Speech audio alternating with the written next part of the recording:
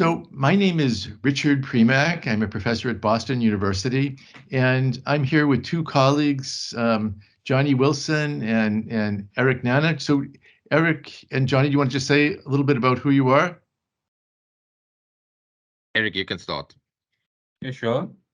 Yeah, thank you, Richard. So I'm Eric Nana. I'm a research fellow at University of Oxford in the UK. I'm also a senior researcher at the Agricultural Research Institute for Development in Cameroon. So I'm a conservation biologist. I'm very much interested in solving these big conservation issues in Central Africa, why people depend mostly on wildlife. And so it's quite exciting to be part of this project. Yeah, and I'm Johnny Wilson. I was the lead author to the conservation biology in Sub-Saharan Africa, and my passion is in habitat loss and in geospatial analysis. I do a lot of remote sensing work also. So yeah. So anyway, so we're here to tell you today about our experience of working with open book publishers to produce a free online textbook in conservation biology for Sub-Saharan Africa. This project began about 10 years ago because Johnny and I were interested in taking my textbooks in conservation biology and providing an edition for Africa. And we talked to many commercial publishers about publishing such a free online textbook. And to our surprise and disappointment, that commercial publishers were really unwilling to consider publishing books in conservation biology for Africa because it was just too expensive to produce the books. It was too difficult to distribute them to all the varied countries in Africa. And so eventually we found open book publishers, and open book publishing really seemed to be, or open access publishing really seemed to be the solution for our problem, because by publishing books online, it was possible to reach students and professors and professionals all across Africa. And also because the book was distributed for free, it meant that people could access them on all kinds of electronic devices without having to pay. So it was really a kind of a perfect solution for producing a book and then distributing all across Africa. And that Open Book Publishers was a very good publisher to work for. So this book was published about 3 years ago, and the book has been downloaded something like 40,000 times. So this book has been very widely used across Africa and is being used to teach many courses throughout Africa in conservation biology, wildlife ecology, and other related areas. So Johnny, I mean, we had a pretty good experience with open book publishers, didn't we? We did. The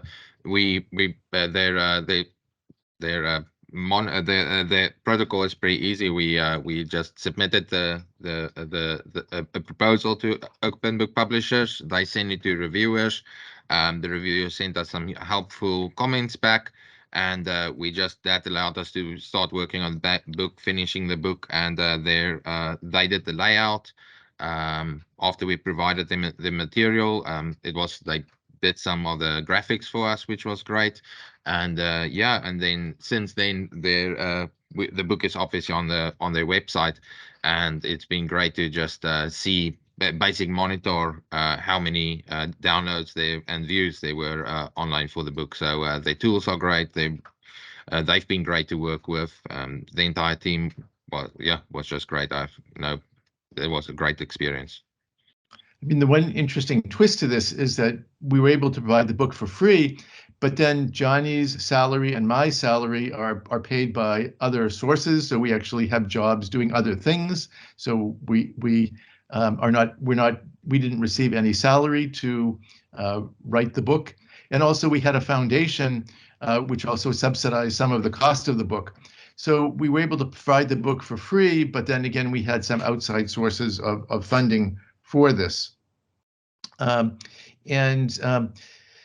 A notable feature about the book is that we have examples from throughout Africa. So many countries are represented. Do you want to talk a little bit about that, Johnny? About how you decided to get examples from different countries and different photos from different places?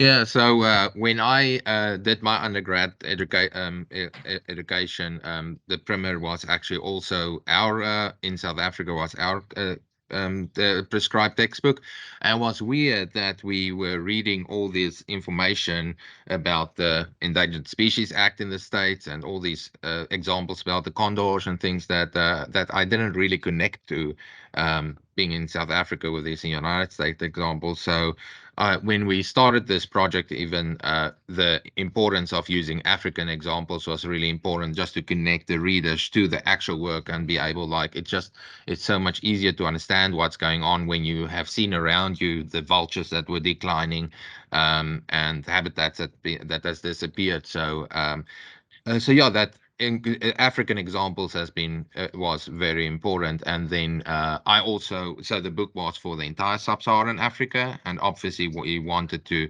connect our readers to all the examples throughout the book.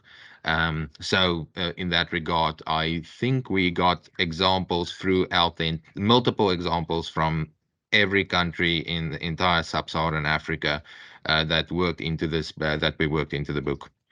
Yeah. And I guess a special feature about the book was also the fact that there are many case studies. So how many case studies and how are they distributed across the continent? Yeah, so I think we have 54 case studies, and these case studies were written by, we chose conservation practitioners from obviously we try to get conservation practitioners from every country in Africa to write this case study about their work for the textbook. This was actually pretty difficult because there's a lot of boxes that we can get from South Africa, and there's a lot of boxes that we can get about elephants, but we wanted to have a good spread of these boxes to cover different taxa and different geographic regions. And some geographic regions just don't have capacity, and hopefully the book will change this, but don't have the capacity to write about to write about certain topics. So we really also needed to think about how to fit the case studies that people were capable of writing into the book, into the area. So, for example, just to use like kind of a hypothetical example, if the top researchers in Gabon were only able to write about elephants, we didn't want 2 or 3 elephant boxes. So then the box about elephants were already occupied by Gabon, and then all the other countries, we needed to figure out another topic that people needed to write about. So yeah, it was fun to learn about all the different work that different people in Africa do, and then get that spread of across different taxa and habitats and the geographic spread right. So we've just really talked so far about the English language edition, which we'd produced about 4 years ago. But then over the last year, Johnny and I have also thought about how to spread the message of conservation even more widely, and that's why we invited Eric to join us in this project. I was wondering, Eric, if you can just talk about, why having a French edition would be kind of a logical next step for this project. Okay, thank you, Richard. Actually, a French edition of this textbook, I'll say, is not like long overdue, because as you realize, most conservation books in Africa, they're mostly in English, and they give you examples mostly from English-speaking Africa. So those who do conservation biology in French-speaking Africa, those find it difficult to connect with examples taken from books, and those feel left out. So this book, as I say, is really an example, and is really like an excellent example and an excellent opportunity to really enable French-speaking conservation biologists to connect and get concrete examples of conservation practice specific to your region of origin. So this book really very helpful to them, as the book would enable French-speaking conservation biologists to also kind of portray what is being done in French-speaking Africa, not just English-speaking Africa. So a French edition would also like greatly facilitate the task for all the teachers in French-speaking Africa who teach conservation biology to also teach up-to-date information about conservation and also conservation practice on the ground. So that's why a French edition is highly needed. So can you give some examples of specific countries and maybe specific kinds of projects which might be going on in these countries which might be featured in this book? Yeah, a good example is Cameroon, for example, which is true Cameroon's bilingual, but it's like 80% French speaking. Gabon, Democratic Republic of Congo. So in countries like Cameroon, like Gabon, this is like Central Africa, you have a lot of projects going on the wild meat trade, like the bush meat. So we good to understand, for example, why despite decades of investment to kind of reduce consumption of wild meat, people in Central Africa still consume a lot of wild meat, and still the consumption keeps on going higher. So you have projects of wild meat. We have also projects on lions, for example, in Cameroon. It's interesting to also know that you have lions in Central Africa, not just East Africa. What kind of projects are being undertaken to kind of conserve lions? And also other projects, as Wilson said, Johnny said, I mean, not just on elephants, but also projects on birds, and also on livelihoods of local people, because conservation is not just about protecting species, it's also enhancing local livelihoods. And so there's some projects in Central Africa, in French-speaking Africa, that also try to enhance livelihoods in order to gain the compliance of local communities. So there's some of a few examples, and we go into the book to kind of show also what kind of conservation activities are undertaken on the ground in French-speaking Africa. So is conservation biology, in your opinion, is conservation biology in Africa? Is it the same subject as conservation biology as practiced in the United States or in Europe? Is there a different quality to conservation in Africa because of the indigenous people on the ground and their relationship to wildlife?